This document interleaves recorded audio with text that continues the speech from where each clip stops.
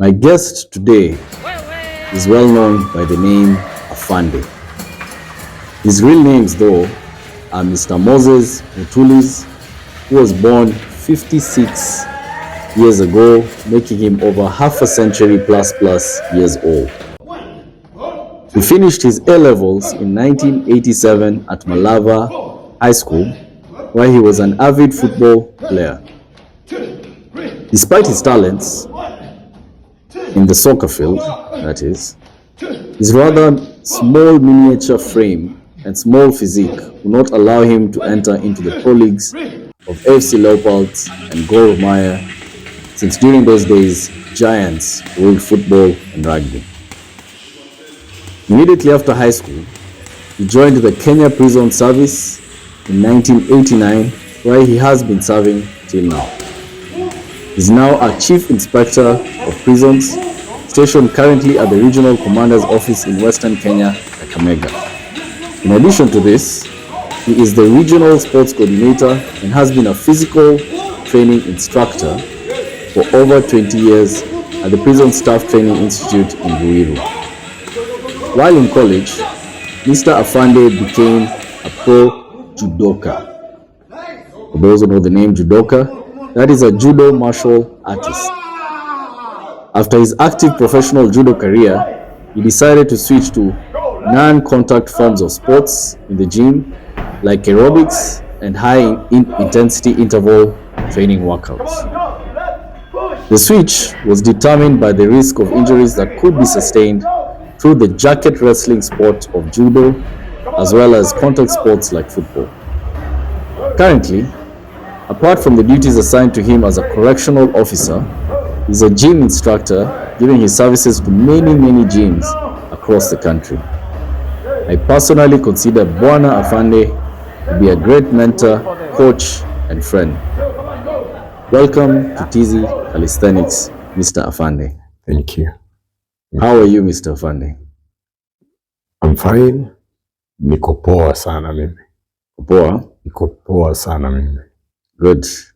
Naona for this interview, you came all the way from Kakamega to come here. Traveling yesterday night, came today morning, arrived today, and you're here. Yeah, true. I traveled last night from Kakamega just to come for this interview. Yeah. To come and talk about many things, sports. Yeah. That's good. That's good, Bwana Afande. So, just a brief background for those who actually don't know how I met you and stuff. This was during 2020, I think mid-2020 there. I think a friend of mine, a colleague of mine, introduced me to you and told me, there's this guy called Afande. And during those times, the gyms were closed. I think that was the only gym that was open at the time. And because of staying at home a long time and us losing fitness, I decided to come to the gym and see this Afande who I've been told much about. And I remember when I came, I could just only hear 1, 2, 3, 10 more, 1, 2, 3, there at the front, commandeering the troop. Yeah. Commandeering the troop. And as competitive as I am, I was like, huyo lazima nitamnyamazisha huyo. Lakini mpaka leo sijai mnyamazisha. So tell me, Afande, were you always that competitive? Were you always a sports person? Yeah, maybe I'll start from back then. Like, I was born a long time ago. I'm ancient, by the way. Very ancient. 1967, after I was born, grew up, and then went through school. You can imagine as early as 1973. That is when I was in standard 1. And then I went all the way standard 7, 1979. But I was a small young boy, a very small young boy, but very naughty. 1980, I joined the Muhila Boys High School. Went there for a year. And then it was like I had to be brought back. To a day school. So for close supervision. I continued that way. Close supervision meaning Close supervision because ulisumbua sana body. Yeah, nilikuwa msumbufu. I was tiny but nilikuwa wakishika kila mahali, wakishika makosa lazima nikuwe ndani. So ilibidi sasa I get back home, wanipeleke in a day school. That was Matende Secondary then. It's funny because in our current society right now, we take our kids to boarding for them to be corrected. Lakini yako ni vice versa. So you from boarding you're told I'm told to come back home for close supervision. Yeah.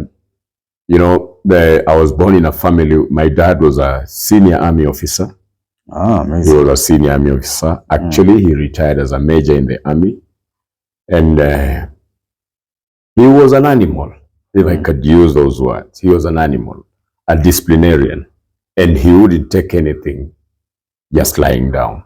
So I had to be supervised. That was in Form 2. And then I tried to act a good boy.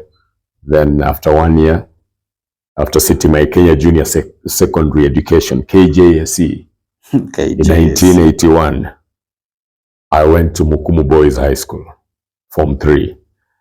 I did my O-level, that is in 1984. But then, being the cheeky boy that I was, I think, then the teachers were so bad. They would write exactly what you are. And I was naughty. I was all over doing things that nobody would expect. So I got a 3rd division. And then the leaving certificate was not very good. So I had just to resit my KCS, my KCE. I had to sit my KCE in 1985 in Muhila Boys again. Now I was taken back to Muhila Boys and did my KCE. I passed and went to Malava Boys for my A-level. That is from 5 and 6. I was still a small-bodied boy. I would play football, but then, like you said, football was ruled by giants. I was this tiny young man, but now I had to be seen. I had to do something for everybody to know that I was there. And there I was. I finished my schooling in 1987 in Malava Boys. Yes. Stayed out in 1998. Yep. Then 1999, there I was, January, to be precise. In January, I was enlisted in the Kenya Prisons Service. And became an afande now. No, it is interesting. Following your father's footsteps. It's interesting. They usually say, mtoto wa pastor anakuwa criminal.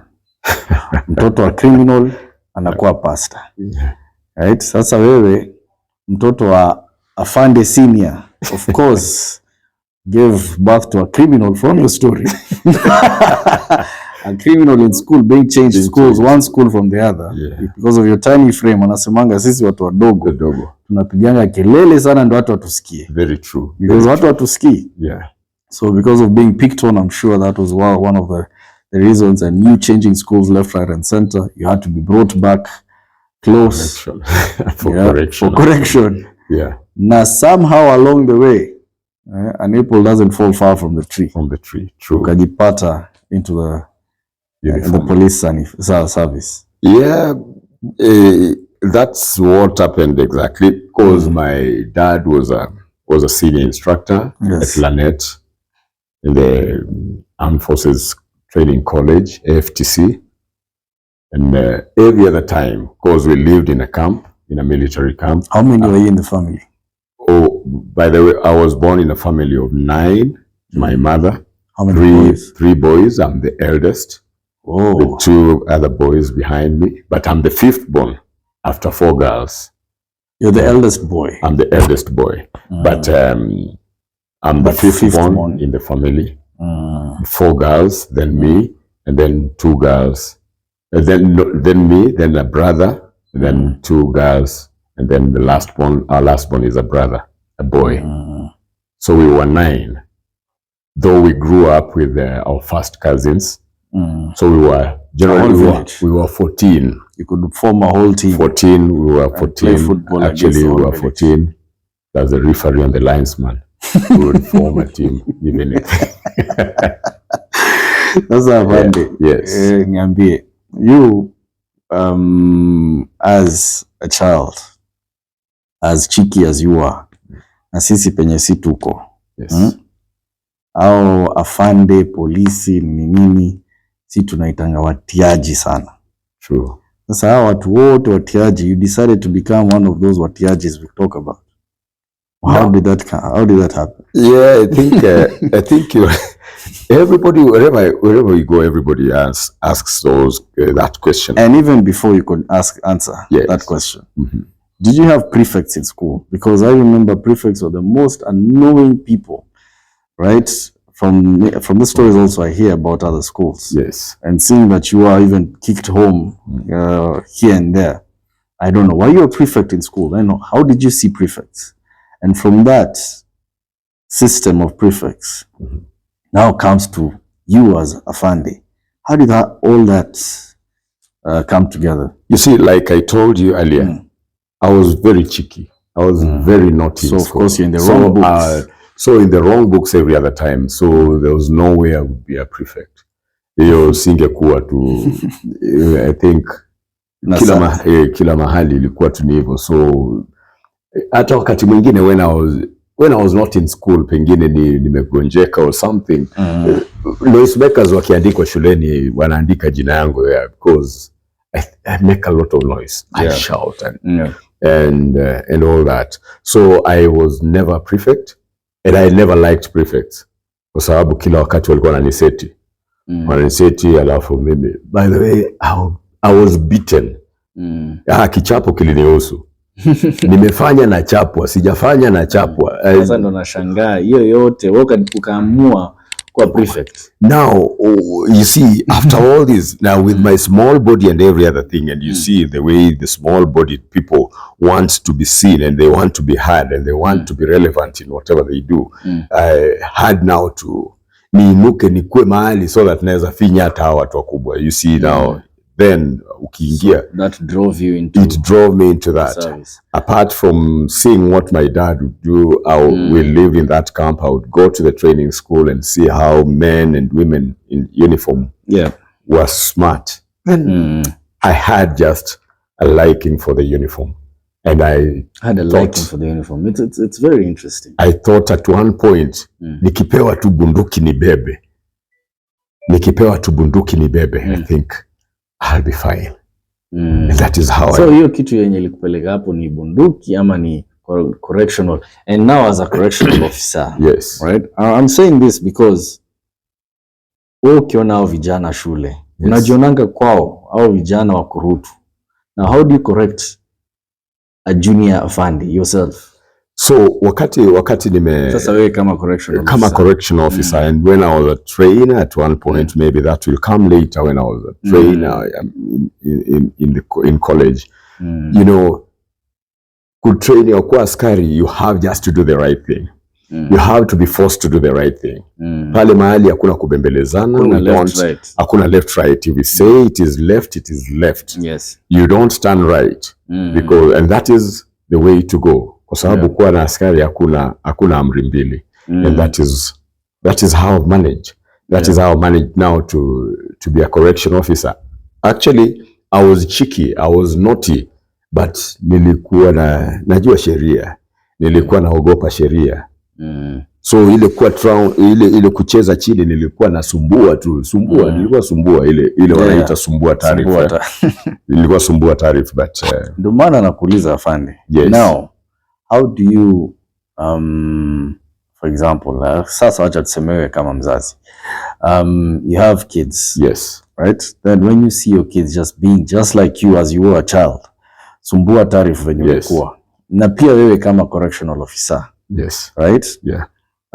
Ukiona watu wakifanya makosa, na watu wakifanya makosa unajionanga hapo, how do you now manage? Because I would say you are part of them. Yes. Right? Yeah. But now you are an officer. An officer. So how do you, I imagine how you handle them should be different from someone who came from the prefect system and became an officer. So he doesn't know what it feels to be on the other side. But you know how it feels to be on the other side. So how do you go about it? Okay, now, or from your experience in the 20 years? I'm telling you, it was a mountain initially. Tukianza na nyumbani kwenyewe. You know, I knew who I was because my parents would even tell my people, huyu jamaa anasumbua sana. But then now, I started correcting my sons when immediately walianza kusikia. That is when I started dealing with them. Actually, my father told me, if you have young men in the house, if you don't clip them mapema, if you don't clip them early enough, watakushinda. So I prayerfully dealt with these guys. Lakini fimbo haikutoka kwa ile nyumba. They were beaten to size. You know, like us in our family, we were many. And I used exactly what Mzee used on us. He did this and he told me this. Since we were many and we were tulikuwa wengi and all that, instill fear in these young men and they will respect itakuja. Obedience will come automatically. So I made sure that these guys, nikiingia, they know this guy has come in. Now he likes things being done the right way. So they strived every other time to do things the right way. And it became a habit. It became a habit to do the right thing. And that is how they lived to death. Yes. There was no left or right. You do the right thing. Your father was very strict, you said. Your father was very strict. Extremely strict. But you found yourself on the wrong side of the law many times, despite him being very strict. Yeah. Many times we ulikuwa sumbua tarif. Yes. And he was that strict. Right? So how do you explain that? Someone is very strict like your father, but the principles, I'm sure you got from him, and that's why you've replicated it to your children. But as much as he was strict, you're also still very cheeky. So how do you comment? What can you say about that? You know, there's a face, you know, most of the time, and in these families and the young people, we have two faces. There is a face that we come home with. And that is what most parents, even now, most parents don't know their children, because the child will come to the house and be that good boy, very obedient and very respectful. But immediately they go and get their peers, they mix with their peers, they're out there doing their thing. Yes. And that is how I think I played those games around that, because there's something in, by the way, I try to be good. I try to keep quiet. Every time I keep quiet, I feel like I'm sick. I just want to shout. And in that shouting, it would get me into trouble, because I would be a noisemaker in class. I would, in the course of shouting and talking, maybe I would talk obscene and then be beaten again. And all this side. So all these things put together got me on the wrong side of the law. So many times they would want to send me home. But now, remembering where I was going, and the old man mzee vile alikuwa, afadhali mnipige hata kama ni 25, just to beat me up, let me not go and bring the mzee nyumbani. And now when I see it was worse than the teachers. So he made us love school more than home. And then now nikiona sasa nayo kama vijana, and then now pale kazini wakati as a correctional officer, when I see people do some things, I've learned out of the training, apart from ile training ya kwa correction of ile tu mambo mengine, we've been trained to learn to listen and to learn to find out why somebody is doing whatever they're doing. Because unakuja unapata kuna mtu pengine, like I would make noise ndio nionekane, ndio hata mimi nionekane ni relevant. So this other person is breaking the law, pengine is trying to cry out for help. So unfortunately anashikwa na anapelekwa kotini, they incarcerated, and then hapo ndani tunapata we brand them wote ni wezi, ni wanyang'anyi na nini. But now we've learned to listen to them, because most of the people, they don't know how to express themselves. They cry out by kama wewe tu, for example. They cry out, yes, to be listened to. So we've learned to calm down and not be those animals, those officers wale wa kitambo, the brutal officers wa kitambo will listen. Hapo afande pole, niko kwa hii mambo ya uzazi na this is an interview about fitness. Yes, but we're still on this topic because it's very interesting, because I'm me as a new parent. You're talking of two different things here. You're talking of listening, you're talking of, you know, being a bit considerate to huyu mtu kumsikia, and again on the other side you're talking of being hard. So where do you find that balance? And again, venye uligogotwa, yes, sasa now your children, yes, your philosophy ilikuwa spare the rod, spoil the child. That was the philosophy. Yes. Si kama hizi sasa the new age, how we're told to be friends with the children so that we know mwendo wao. Wow. True. We know they're coming and going. Yes. So tuwaongeleshe, tuwa nini. Yes. But your father hakuwa na hiyo. Hakuna urafiki, yeye ni mzazi. Yes. He's your father. He's your father. Right? But now we're told be friends with your child so that you know them. So comment yako hapo ni gani sasa? You know, there is this being firm. Unfortunately, maybe let me talk to wazazi wapya, wale wazazi ambao maybe now wameanza kuwa na watoto wadogo. There is this aspect of being firm. When you say no, let it be no. And then kuna kitu moja ambaye pengine now, and the parents, I want to talk to the fathers and the mothers. When you're a couple in the house and you have this child, mtoto akienda mahali fulani, unajua mara nyingi unakuja unapata mama ataambia mtoto ngoja dadi akuja alafu nitamwambia. So the child grows up knowing dadi ndio mbaya, mama ni mzuri. And then now hapo unaweka a rift. Akiwa na mama ule mtoto atakusumbua. Exactly. But now ilikuwa hapa like what I did in my case, and I thank God because it worked for me, and I know it still works because the principles of parenting are the same. They'll never change at any one point. Yule mtoto, mama nikikuja nikipata amechapa mtoto because he has done one or two things, and the child is crying and he is running to me and kuniambia mama amenipiga, I'll find out amekupiga kwa nini and amefanya hivi na hivi na hivi. I'll add a beating on that child. So the child grows up knowing, jamaa wako pamoja. This is a team. This is a team. Lakini naye tukumbuke ya kwamba usipige mtoto ukiachilia.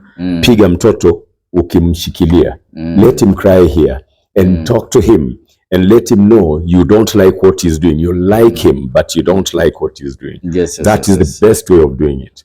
But ukisema ati sijui nini unapiga, we call them kababa and kamama. I'm telling you, we are going down the drain. That is what I'll tell you. Kababa, you know the kababa generation, kamama, you know you're beating my mother. Unapiga because she was named after your mother. Now siwezi piga mama yangu, siwezi piga baba yangu. Beat sense into that child. But don't kill the child. Piga tu. Kuna ile kitu tunaita nyama ya serikali. Nyama ya serikali. Piga kidogo and then the child will know kumbe there is this way. Your philosophy in the house, does it go also towards, because you're a trainer? Yes. Right? You're a physical trainer. Yes. Do you apply that also when you're training people?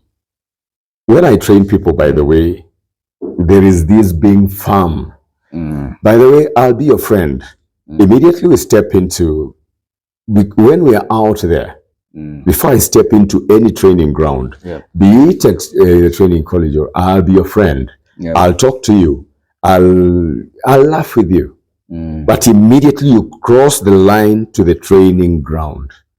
Things go different. Everything turns because we have to be serious. I stand firm.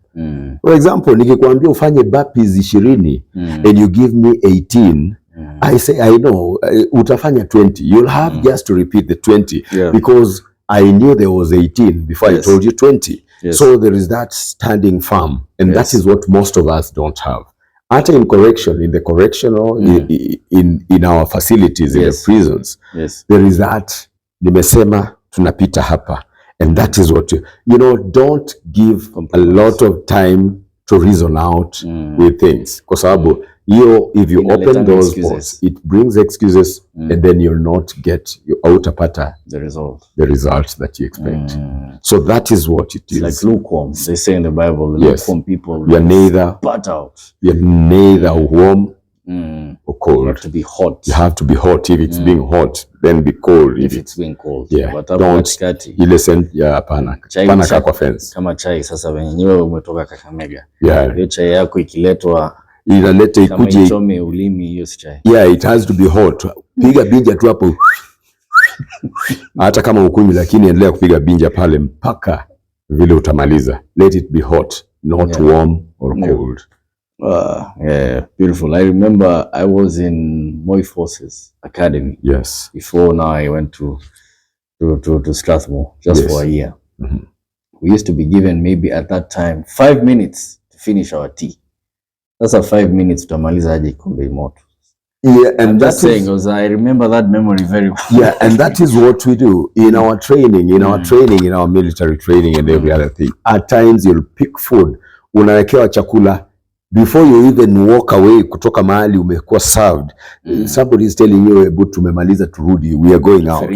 So if you melia and then you're being called, you fall and go, ingieni kwa parade and go. You see, you learn to eat very fast. And some of us can eat very fast, I'm telling you. So that was the same principle they gave us now. I never used to understand. Very fast. And we were, because we deal all the time. Because we deal with time.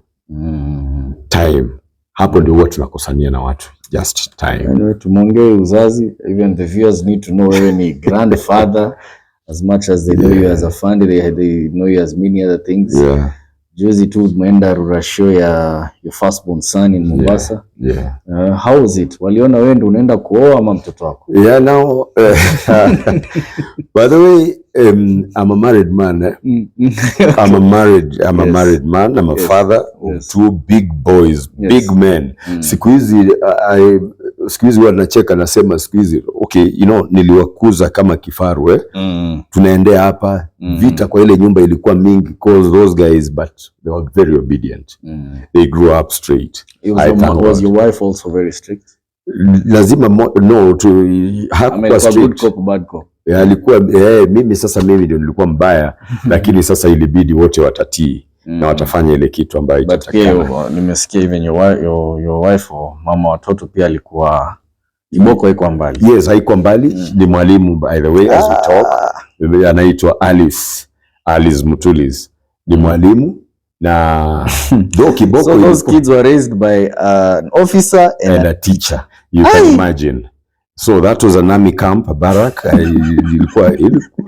Yeah, it was a place. It was a very hot ground. Yeah. So wale vijana, they grew up knowing what they were supposed to do. So the big boy is 31. Yes. Is Xavier Mutulis. Xavier Mutulis is married. Yes. And I have one grandson. Yes. Called Dylan. He's married to Neema Mutulis now. You see, unaona ye Mutulis inaendelea ikinyoroka huko. Inaendelea tu Mutulis. So Neema Mutulis, and Neema now is a mother to Dylan Jesse Mutulis. Now Dylan is my grandson, my first grandson. They are both teachers. They are at the coast. Walifuata mkondo wa mama. They are at the coast. Actually, our family. Watch hata sasa hii my immediate. Our family. Everybody is a teacher. All of them ni walimu. Sasa mimi lakini hata mimi ni mwalimu pande hii because I do what though nimechukua mkono hata pale ndani ya prison mimi ni mwalimu because ninafunza watu, mwalimu wa tabia mzuri. Yes. I do that. Yes. So Sevi and Neema are teachers. Yes. Dylan is 2 years plus. This young man 2 years plus. And then I have Nigel Jex Mutulis. Nigel is 26. He's 26. Anapenda hii vitu ya picture cameras, media, vitu kama he does very crazy things. Ukimpatia simu yako itaongea maneno cause mimi najua simu ni kutuma SMS na kupata M-Pesa and all that, but the guy does so many things. He loves photography and all that. But they grew up knowing what they're supposed to do. Yeah. And then juzi nimekwenda Mombasa. Sasa kwenda I had to walk slowly. Niende pole pole alafu niende ni negotiate. ile rural show kwenda kujaribu kwenda kama kwenda kwa mahari ya huyo kijana. You can imagine I went then the noise maker.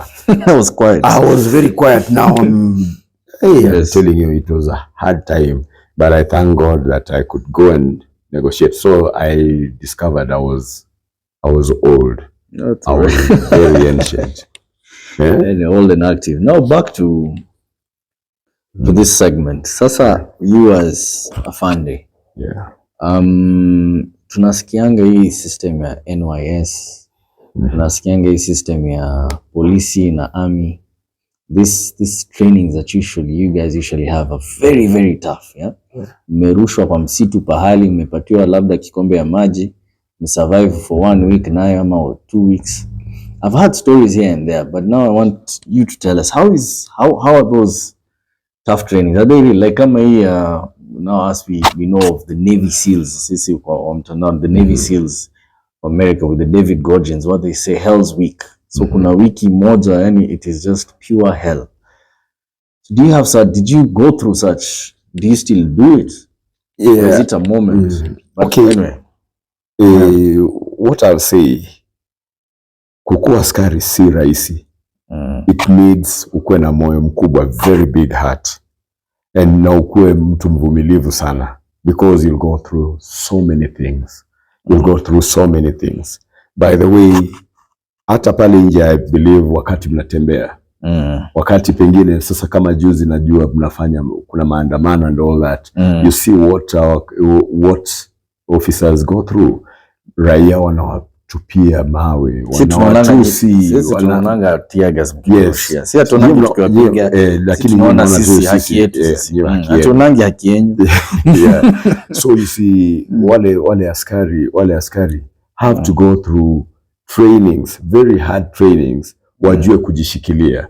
Actually, give us a picture of how it is like you use my training. No, you go in kwa sababu wakati utaingia pale, wakati umechukuliwa kule kwenu kuingia training. Actually tutakuita raia, wewe ni raia kabisa. Bado ukitusiwa kidogo you are crying and you want to fight and all that.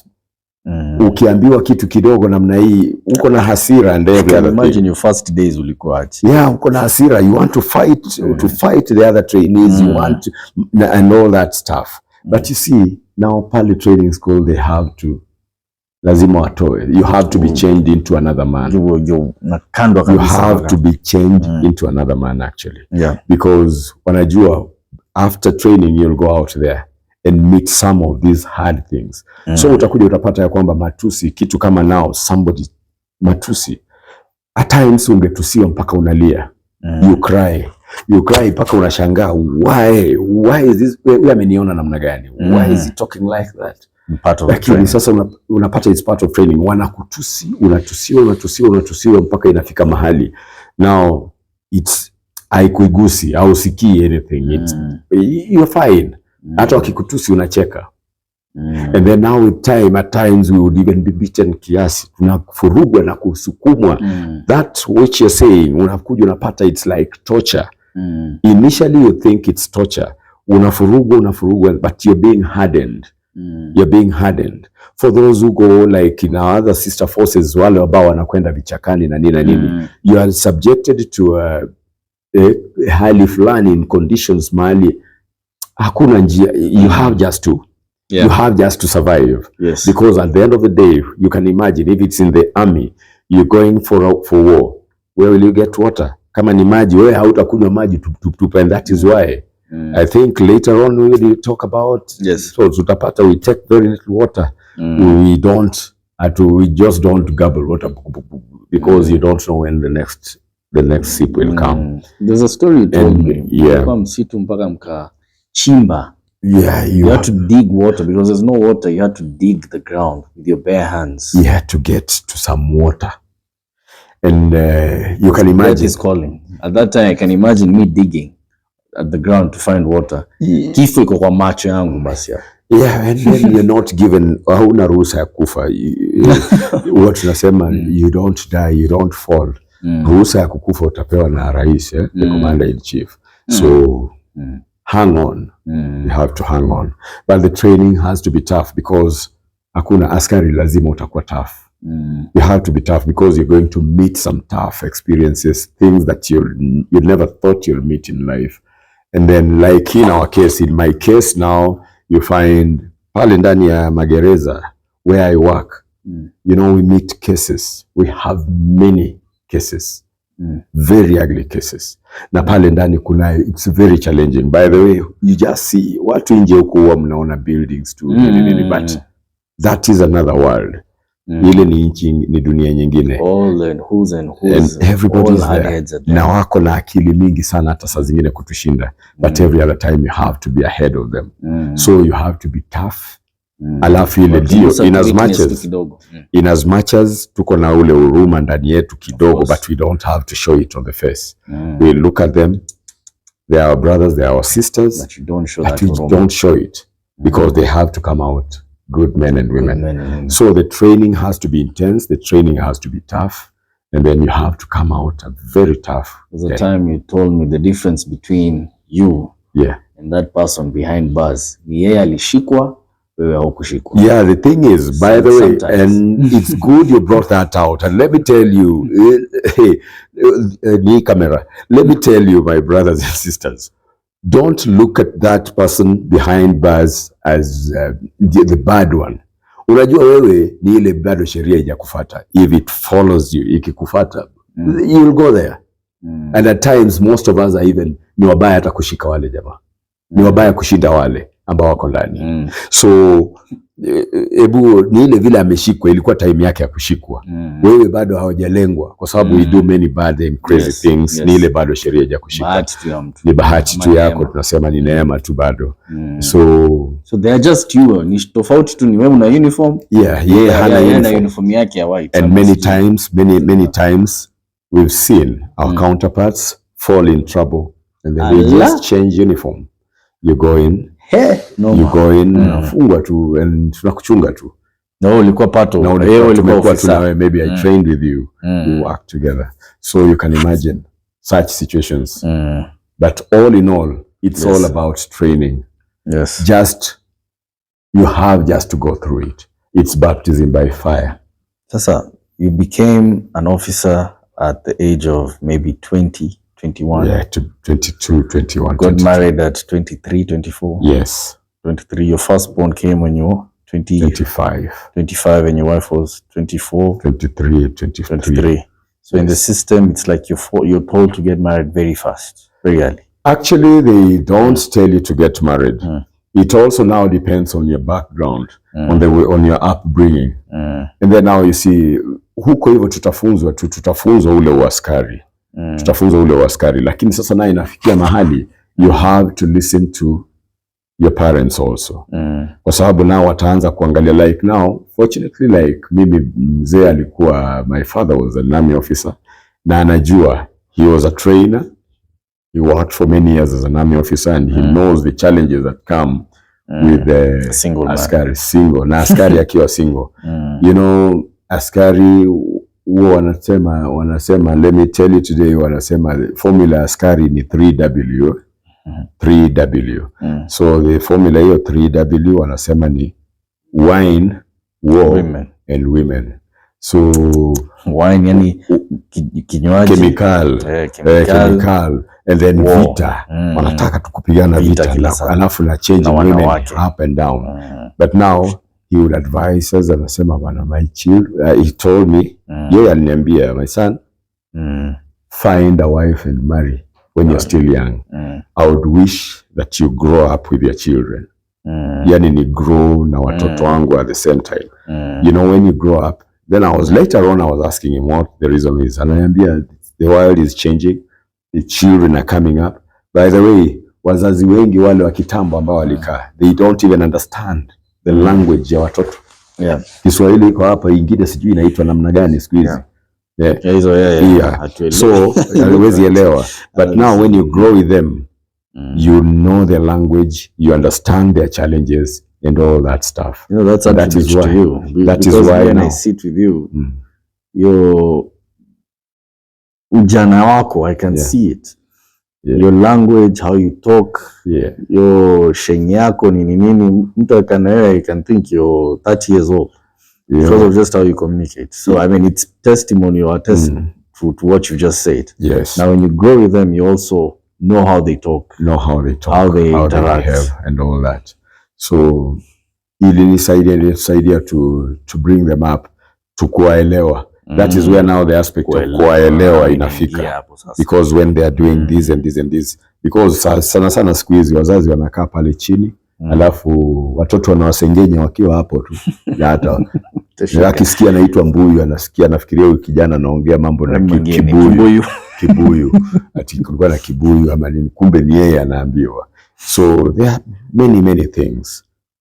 Interesting, Afande. Now, as I've said, now from 21, 22 you joined.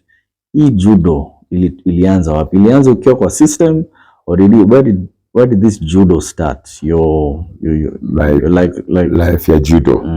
Now when I joined the prison service, pale ndani you see, maybe I'll tell you this.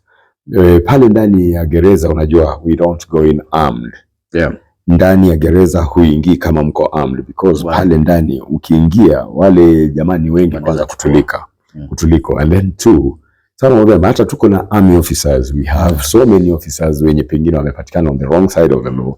They are in there, and being in there hawapendi kukaa pale ndani. They would also wish to be home, to be out. So they would wish to break out of that prison and go out. And they would use anything yenye iko available waweze kutoka. So you can imagine niende kama niko armed pale ndani.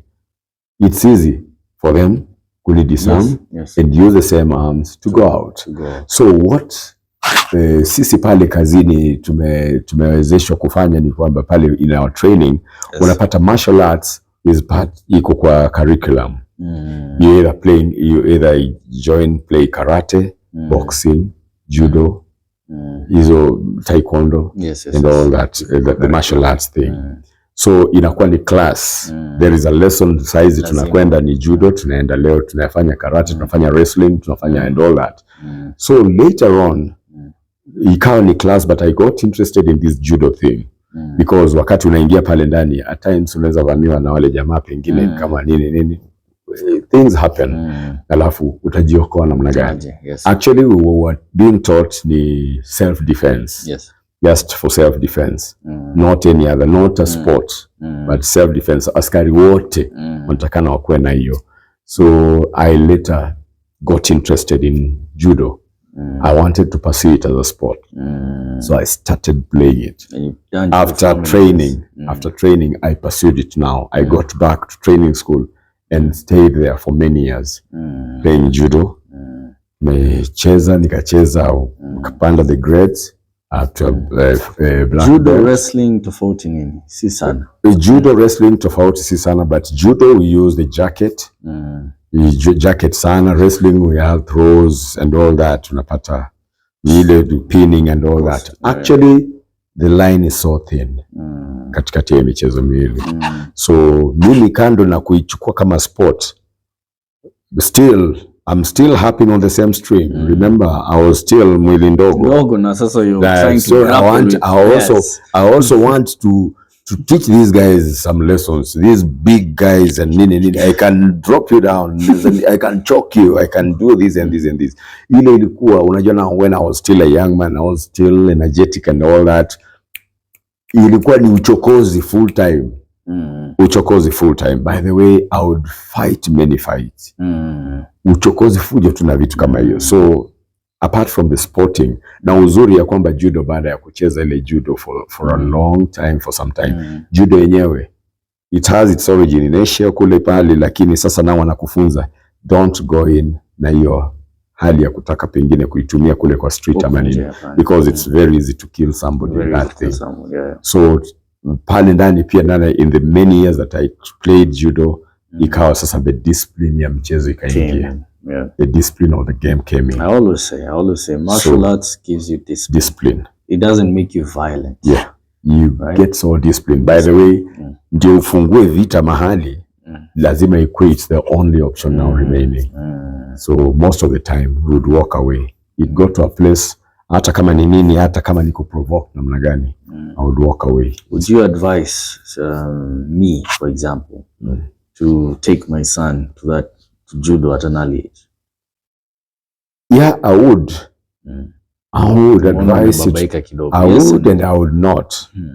Kwa sababu pande ile ya kumpeleka pale kwa judo, you know, I would wish that they get there. Unajua michezo hii generally inataka mazoezi. Na mazoezi ambayo tunafanya pale, mazoezi ambayo tunafanya kama nini, judo, be it football or any other sport, inafanya unang'ang'ana sana. I believe hata ile kufanya mazoezi ambayo nilifanya ndio ilifanya paka mwili yangu ikawa ndogo. Maybe I would have grown into a bigger person, but unakuja unapata unaanza kuwa na muscles kitambo mapema, so ni kama utakaukia pale chini tu, vitu kama hiyo. That's how I look at it. But discipline wise, I've seen young children play judo because wakiwa wadogo namna hiyo watafunzwa ile discipline, and then on this other side watakuja kuelekezwa. Akishakuwa disciplined atakuja mwenyewe. You know, the young people are very fast in grasping some other little things, little instructions, and they perfect it very fast because I think wako clear, their minds are clear, and like sisi ambao tumeanza tukiwa watu wakubwa. You know why I say that, because shule sasa siku hizi na hizo extra curriculum activities, so we as parents tunaongeleshananga sana. So moja, kuna kickboxing pale, kuna music, kuna nini. So you find hiyo wengine wakiona hii kickboxing as a extra ama karate, nasema kwani nataka kufunza mtoto wangu kupigana. You know, shuleni I think we as parents we need to have an open mind. Zamani ilikuwa soma ukwe daktari, soma ukwe nini. People earn their living out of some of these sports. Tunaangalia wengine anakimbia Manyala now just runs 9 seconds and the guy has a lot of money. Na stadium inajaa. They have to see 9 seconds. Hata pengine wengine hawaoni amekimbia na mgani. Baada anaongea utaona vile itakuwa anasikia mbio. Then you see, and the guy is earning, and maybe he was beaten. Akiambiwa acha maneno ya kimbia. So I want us to have an open mind as parents in this age.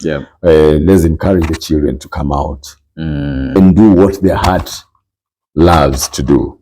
But now the talking has to never stop talking to them. In as much as akienda kucheza boxing, akienda kucheza nini, karate, judo, kickboxing and whatever, mwambie, ongea naye sana. Atakuwa nafunzwa kule, lakini every other time engage him and talk to him and tell him not to engage in any stupid thing, because it can land him in trouble. Now yes, and you've seen trouble where you see. Yeah, seen it. Now kutoka hii judo ukaenda sasa, ukatoka judo as you said because of the contact. So you went into more of aerobics, and that's now how many of us know you. With is it a high intensity training, whatever it's called, heat. Yes. And the aerobics and those soft sports. So and there is where you've been, and you also train people, many different insanity workouts and stuff. So you had to transition to that for why? I mean, like now, judo wezi fanya say. No, I'll say this, judo neza, okay, now age was catching up with me. That is why I made that transition from judo to, because the contact games were ziko na injuries ziko 100%. And judo especially, nini and all that, football the same thing. So when I nikasonga kwa kufanya aerobics, and these are the softer, let me call them softer sports na nini vitu kama hiyo. Actually nikawa nafunza hata pale training school aerobics. We introduced aerobics, and part of that training ndani ya training school pia tena kujaribu kutoa ule uchungu, you know, to try and distract the trainees from the pain that goes with training. By the way, if you check in the media, utapata askari wakati wanafunzwa they sing, you'll find pengine they're marching and singing, they're running and singing. You can run for so many miles for a long time and singing. So the songs distract you from from the pain. So you discover you conquered the long place, umeenda mahali parefu sana na hata haukusikia vile vitu. So aerobics, almost the same thing. Unapata you're working out and the music behind the music is distracting you from the pain, so you find yourself at times singing along with them. And as you're working out, and you burn so many calories. Yeah, so when nilisonga pande ingine, it was good for me. And then now unajua sasa uingie tu kwa aerobics, you have to upate trademark yako, upate kile kitu ambacho kinakuuza wewe mwenyewe. So being a military guy and all that nini, I decided to do insanity, to major on insanity workouts. Nifanye, tunaweza sema hivi afande, you're 56 years old. Yes. 56 years young. Let's use young. Yes. And indeed you are. Imefikaje mpaka sahi you are here and you're still able to do so many crazy things, right? Like for example, I mean, what's your normal schedule? How have you managed to be this consistent? All right, maybe up to now, tukisema wiki yako inakaa namna gani? Let me tell you, before we get maybe to that, let me tell you one thing. Being a physical training instructor, I was a PTI, inaitwa PTI, physical training instructor at the training school. You know, you have to be fit. Kufunza wale jamaa, kufanyisha wale jamaa wale makurutu, whatever exercises, you have to be fit. You have to give them an example of what you want them to do. So you cannot do it if you're not fit. If it is running, you have to run with them. Run and make sure you lead from the front. Show them what because once unaonyesha hawezi kufanya hiyo kitu, then kama uwezi, they'll not do. Exactly. So they have to do to see and then do what they saw. So you ilinifanya sasa nikakuwa self accountable. Nikakuwa sasa now every other time I have to be fit. I have to be ahead of these guys. For them to follow. For them to follow me. So that is now unapata na pale indirectly every other day. Like for example, I'll give an example, 2015, 2016, 17, mpaka 2018. The trainees that I handled, I would wake up every day at 2. Wake up 2 in the morning and take them through exercises. 2 to 5. 2 to 5. And that is 9 months non-stop. 2 to 5. 2 to 5. They wake up at 2, prepare, go out. You're running. You're doing exercises. By 5 in the morning, they get in for 9 months. 9 months. So unajua now you have to be consistent and you have to be there. So yo kulala kwanza, now you have to fight sleep. By the way, if you have to work out, kwanza don't love sleep. In as much as sleep iko na rest ndani, because rest, we have to rest, but don't love sleep, and especially in the uniform that we put on. So for 9 months, 2015, 9 months, I pushed those guys to the wall. They finished. The next hawakukaa hata miezi ingine 3 4 mbele. The next lot came in, another 9 months, and then you see that became inakuwa namna hiyo. So you have to continue doing it. So what you're saying, and the way now I've been wired, I'll tell you, I've been wired. I have to wake up every day. I wake up every day at 4. You wake up even at 3 because 3 at times hata natuma naanza kumotivate watu in groups, in our group, come on, ebu nini wake up, nini fanya nini, and nawatumia motivations za kufanya mazoezi. So you wake up early, actually by 2 umelala lakini unasikia umezoea namna hiyo. Kenya, what you're saying is this, basically a leader or anyone who's been given that position of leadership, iwe baba, wewe kama baba, hiyo Kenya unasema na Kenya unafanya vitu mbili. Mtoto anaona Kenya unafanya. Kenya unasema sawa, unasema, lakini unafanya opposite, hatafanya. No. And same thing now, you as being a trainer indirectly has made you sustain yourself up to now, because now as a trainer you believe in the principle do by showing, do by doing. So by your mere fact of you doing, imekuweka kwa hiyo hali, right? And that's actually very a good model of doing anything for you being in a leadership position, lazima pia ukue ndani ya mchanga. Ukue ndani ya mchanga. Sasa tunapiga kelele kule fanya, lakini wewe umesimama. Na umesimama kando. And that is why every other time when I'm working out, be it in a gym or any other thing, when I'm taking people through the class, I actually work out with them. I don't tell them jumping jacks, alafu nasimama hivi ati nini. I'll walk around to correct, but I will do it with them. Actually, I work out with them to the letter. Now we want you to add another half a century to your workouts. So hapa ndo mwanzo tu ndo unaanza sasa. So, you know, life begins at 40. To continue doing it another 50. Yes. Now, watu wanataka kujua, afande, you naona your frame is right, you have a good frame and all those things. Yes. Chakula inajipanganga kwa tumbo ama unachaguanga chakula? Now, are you concerned about what you take in, or is it just people just say many things? Now, kuna yale ambayo wanasema pale, yale mafunzo ambayo tunasema, which is very good, ambayo tunafunza pengine nutritionists about our intakes and what we're supposed to eat when doing such and such a thing and all that. It's very good. And na tunapenda sana kufuata yale mambo. And then now, pale I'll start a little back kidogo, tukikwenda kwa training school, uende kwa pale askari. You know, you have to eat. And not just a joke. You eat because you have to be strong. If you don't eat, you'll go down. Because the exercises that you'll be given will destroy you if you are weak. So you have to eat. Na pale mahali unapata ya kwamba you are exercising and then you are eating. You can eat anything. Anything. Yeah. And you see now that is part of training. Kula, because we need that body to work. We use our bodies to work.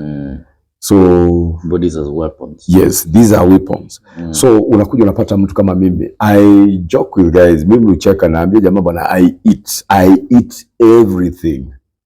At times I joke with them, nawaambia bwana, hata ukiweka hapo sabuni ya kibuyu I'll eat. Nitakula hata sabuni ya kipande. Because of your activities. But now on the flip side, mimi wanaambia jamaa namna hii.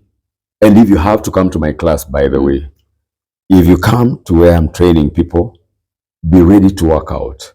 And if you didn't eat well, if you're not strong enough, I tell them in black and white, I'll kill you. I'll kill you in the gym. I want you to eat.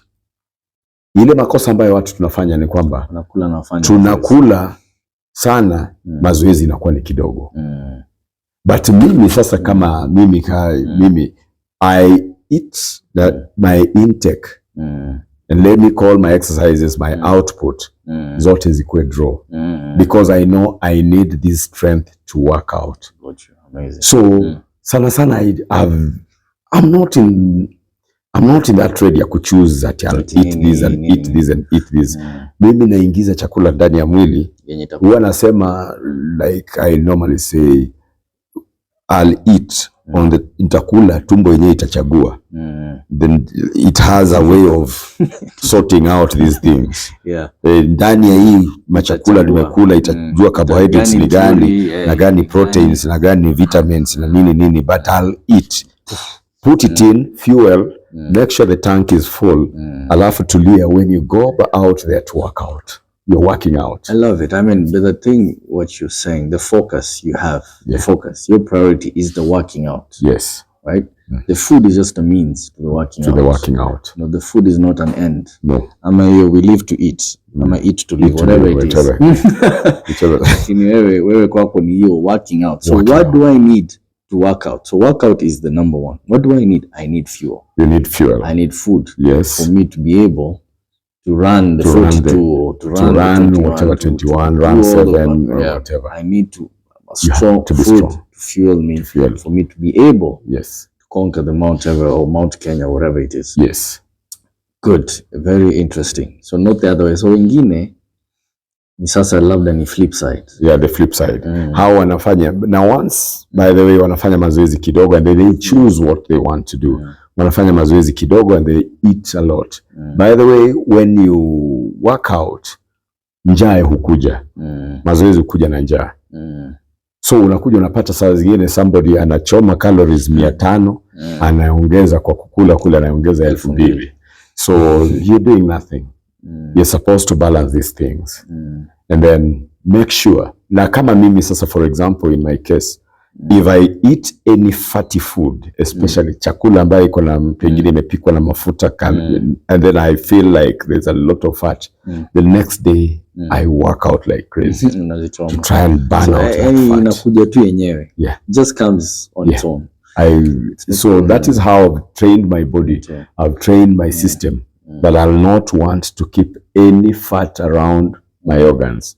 The other day I went in to be checked, and then the guys who are checking me walifanya full body checkup, and then now it's like wananipima, there's something I was holding and all that stuff, wananiambia shika hapa, and then wakijaza pale, and then they're telling me mimi muscle mingi, I don't, body fat sijui, there are times mimi sijui, wananiambia bwana niko na muscle mingi kuliko body fat, but I'm happy because ndio sababu najiita I'm a fit cop. I'm a fit cop. Fit cop. Nikisimama I'm confident. I know, najua niko fit. Unajua na wakati unaanza kunaona, unaanza kufura na kuvimba namna hii, you don't have anything to do with it. Hata tear gas ukianza kutaka kukimbizwa, ukianza kukimbizwa na mawe, well, you will not run, utapatikana, those guys will torture you. So I want a situation where you're working out, be consistent in your working out, and fight your battles. It's amazing and fun. We can talk the whole day here. I mean, you have a lot of nuggets to share. True. But hatuwezi toka hapa kabla tuongee juu ya the Kenya Prisons. The combat that you've won. Kama kuna kitu unaweza sema kuhusu your employers or your institution, or you as a correctional officer, right? Ni nini unaweza sema yenye inaweza, whatever you want to say, if we can motivate people about the prisons or educate us about the Kenya Prison Society, or make us maybe go and visit the people in prisons. You see, tuko nje tutaona building. Nini unaweza sema, you wearing the badge? Now I'll say this. My first thing that I'll tell you, na nitawaambia, even if I passed on today, in my next life I'll work for Kenya Prisons. Nikianguka chini leo, alafu kukue the other side, kuna kazi, nitachagua. We put on table waweke nini, I'll still work for the Kenya Prison Service. Kenya Prison Service have made me into what I am. Apart from the badges that wameni decorate nazo, and every other beautiful thing, beautiful uniform, and all that stuff, they've held my hands. I want to thank the Commissioner General of Prisons, Mr. Warioba. Mr. Warioba has opened up and given us a chance to exploit what we have. By the way, he is a father. He came in and he's trying to encourage us to do all that we can for the sportsmen, wanafanya sports and all that, and all that stuff. He's helped us to become what we are. We've introduced the same thing. By the way, we do it. Where niko Kakamega kule, nafanya aerobics. I've introduced aerobics in the women prisons. It's allowed you. It has allowed me. He has allowed us to visit and explore, and then use sports as a correction. Tuna correct wale jamaa ambao wamefanya makosa, we give it to them. Wengine tunajaribu, as we talk to them, tunajaribu kuambia, you see, anaweza toka pale ndani, amepata the concept, and then they open up their gyms. Amazing. They are not condemned. They'll come out of that place changed people. They'll see sport in a change. And you see, it's about prison. They've given us a chance. Unajua watu wangesema, umevaa mawe mingi namna gani, alafu wewe unakwenda kurukaruka tu pale mahali. By the way, hata pale at the prison headquarters in community hapa juu, unapata pale kwa gym. Wametufungulia gym. We do our thing. Guys are working out. So I'm encouraging people to calm down, to come and work out. By the way, it's easy. Mimi huambia watu afadhali ununue sabuni ya kufua kuliko kununua dawa. We manage our pressure, sugar, your diabetes. Afadhali ufue nguo jasho. Yeah, it's cheaper than kununua dawa ya high blood pressure, kununua dawa ya diabetes and all that stuff. And then at the end of the day you stand, unakuwa mwenyewe uko you're fit. So prisons, by the way, watu wanaangalia, wakituangalia wanaona ni kama ile wale jamaa wale wagandamizaji those guys wanafungia watu, wanapiga watu, wale watu ni wabaya, wanapiga. By the way, we are friendly. I met you, we are friends. You never see me on the other side. Mimi hata hivi leo najua unashangaa, umezoea kuniona in tracksuit. Naogopa labda. No, we are very friendly guys. We tunachanganyana na raia, we talk to them, we do many things with them. If you find time, come, kujeni, just follow the procedure, then ombeni ruhusa, and then visit us. Come and see what those guys are doing. Come and see what we are doing. Apart from ile kuvaa uniform na kuonekana, unajua hakuna, by the way, unaona hakuna askari sura nzuri. I think mimi wadhani ni qualification. Lazima uwe na sura mbaya ndio ukae askari, so that now unakiambia watu songa pale, just move. But apart from that, hiyo ni nje tu, but ndani we have a soft spot for every other person. By the way, we don't enjoy incarcerating and keeping people in there. We want them to go out there. And we want to just be human beings, to be the good guys that you're supposed to be. Mimi hapa nimelishwa kweli with wisdom, with all those things, with a lot of motivation, waking up at 2 as you've said. Hiyo tutaona, tutajaribu. Yeah.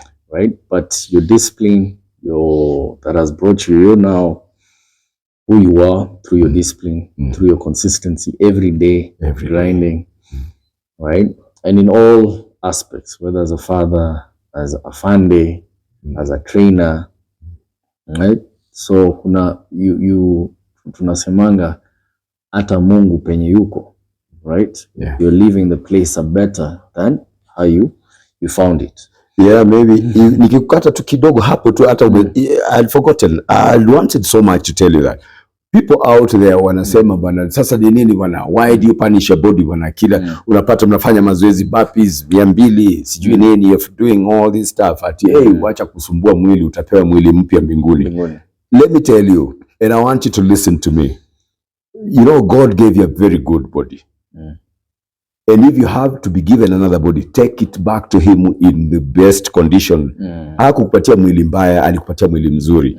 Mrudishie ikiwa mzuri, alafu akupatie ile nyingine mzuri. Hapana kumrudishia, akupatie hii uharibu, alafu urudishe, alafu sasa ndio uende. Sasa tunasema unakwenda kupewa.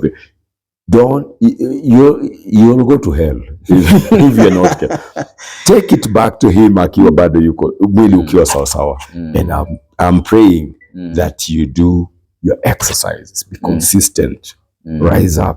From the words of Chief Inspector Bwana Moses Mutulis, aka Afande, aka Reptile. A reptile, and then not just a reptile, they call it's a black mamba. Black mamba, very venomous. Wenye wanajua.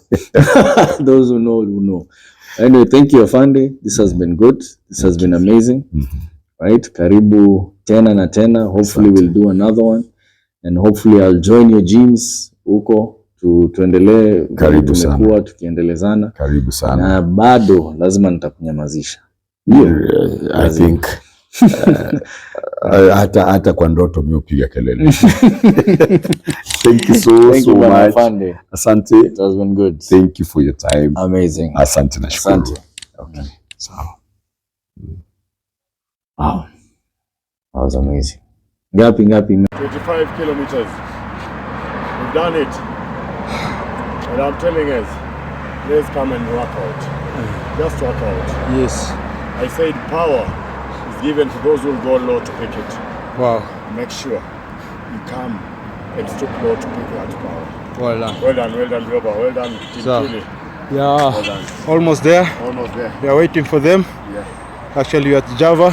Yeah. Along Rimu Road. Oh, yeah. Yeah, well done, Captain. That is good. Thanks for the push. Nice push. Thanks for the morale. Yeah. Thanks for the mentorship. Yes. You always keep us strong. Thank you.